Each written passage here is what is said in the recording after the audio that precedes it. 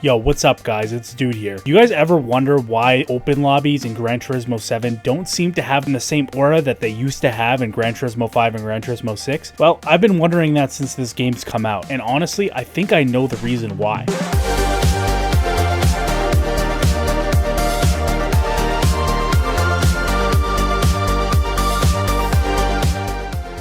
So today we're going to be talking about the performance points system here in Gran Turismo 7 and why it's one of the biggest missed opportunities that this game had to offer. I'm also going to be providing some input on how they could potentially fix this system in the future, and we'll have more of a philosophical discussion on the peripheral impacts on the casual and the more competitive player base, and I'll give you my reasons on why the performance points system in this game sucks balls. Now in Gran Turismo 5 and Gran Turismo 6, the performance points system was introduced to balance cars based on their basic standard metrics like horsepower, weight, aerodynamics, as well as the baseline weight distribution of the car. Now, any upgradable parts would increase your performance points, as it did in fact make the car faster, unsurprisingly. But what you decided to do with your suspension tuning, your transmission tuning, your aerodynamics, that was totally up to you, and it would not impact your performance points rating. This created a small skill gap between some of the better tuners and some of the lesser tuners as well. And if we're being honest, the best tuners were usually also the best drivers. So as a lower skill player, when I started out in Gran Turismo 5, especially on the steering wheel when I had first gotten it, I really struggled at first, but I feel like there was always an attainable end goal for me to reach, and I knew I just needed to get better, and I didn't feel like I was really getting cheated at all, because it was totally up to me on whether or not I can make my car faster or not, and there were no cheese mechanics within the PP system. Fast forward here to Gran Turismo 7, and the reintroduction of the performance point system after not having it in Gran Turismo Sport was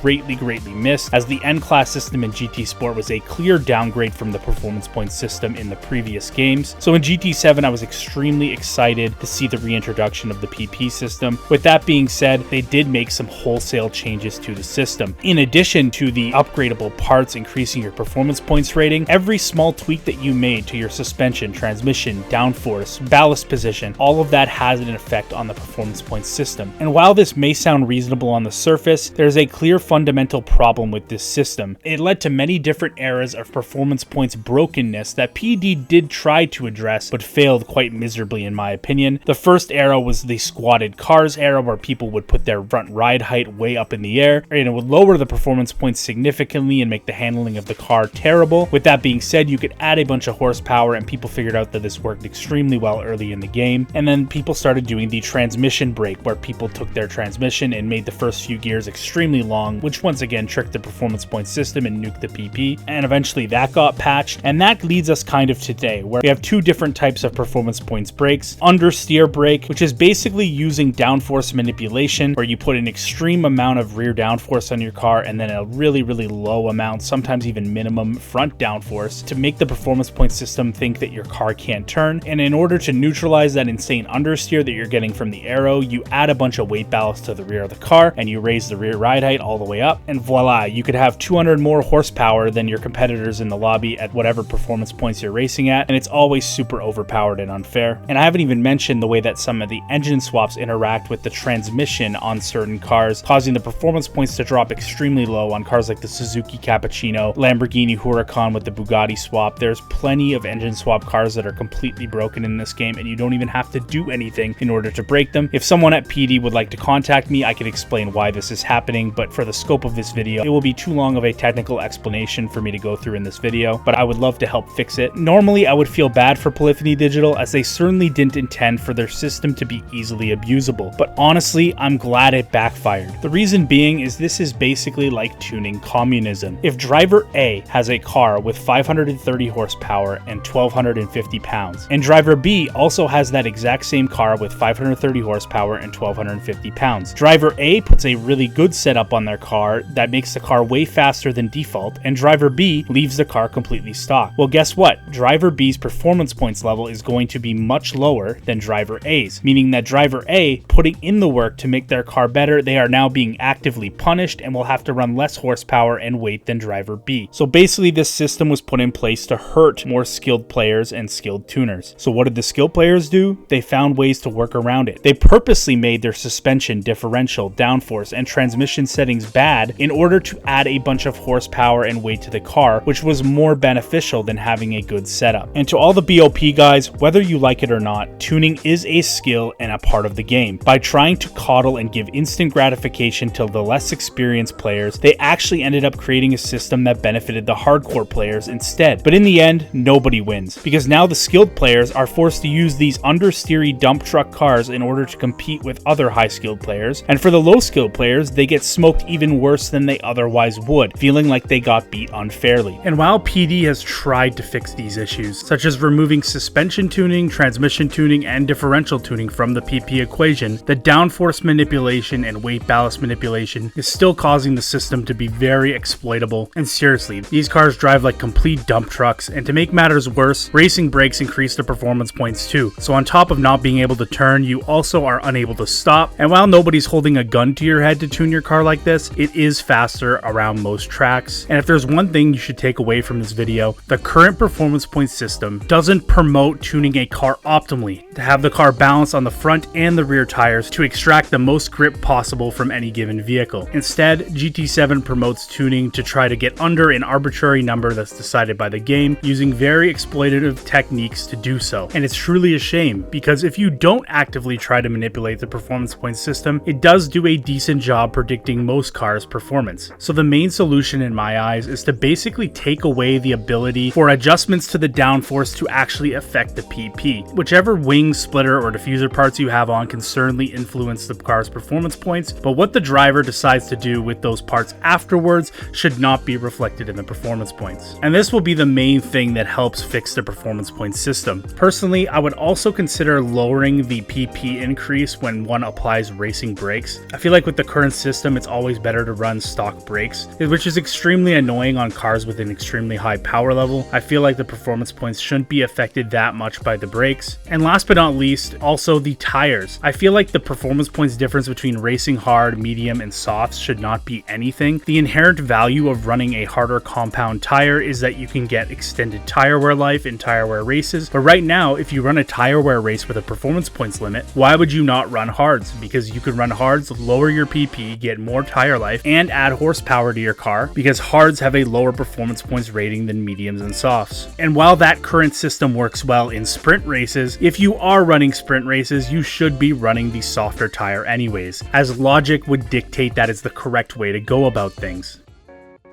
I know what you're thinking. How many drivers does this actually affect? A lot of the casual players from online GT6 came back to GT7 expecting the same tried and true PP system they had in the older games. What they got instead was lobbies full of overpowered and broken cars driving them away. Even if 15 out of 16 people in a lobby are using a normal build, all it takes is one guy with a broken car to flip the room on its head. And while most people can accept losing a race because they were outplayed or even out-tuned slightly, nobody likes losing a race in a way that feels grossly unfair, with cars that have 200 plus more horsepower than they otherwise should have. I have no doubt this has driven away many racers from open lobby racing, and this trend has been clearly observable for anyone who's been playing GT7 since launch. Most of these people didn't switch over to sport mode either, they just ended up quitting the game entirely. And something I almost forgot to mention was how this negatively affects the single player community as well, especially in events limited to 800 PP. While 800 PP is generally a safe haven for road cars to avoid most of the overpowered garbage, for race cars it's quite the opposite.